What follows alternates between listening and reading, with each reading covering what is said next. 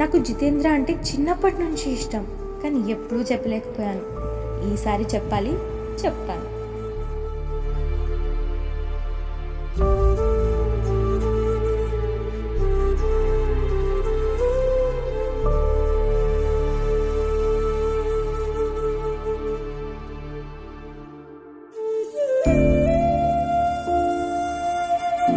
నాకు cancer, మెలోనమా, 4th stage.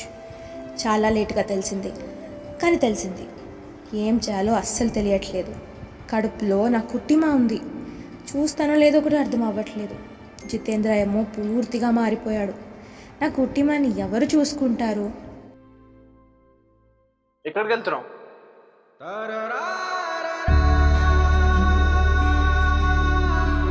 ఆ రోజు మా అన్న మాట వినాల్సింది. జితేంద్రని పెళ్లి చేసుకోకుండా ఉండాల్సింది. తప్పు చేశాను. ఆ తప్పుని సరిదిద్దుకోవడానికి నా కుట్టిమాని, నా సుభద్రాని వాళ్ళ నాన్న కాకుండా నా అన్నలా అవ్వాలని చాలా స్ట్రాంగ్గా కోరుకుంటున్నాను. ఇట్లు ఈ రోహిణి జితేంద్ర. Okay Kuttimani Jitendra, smile.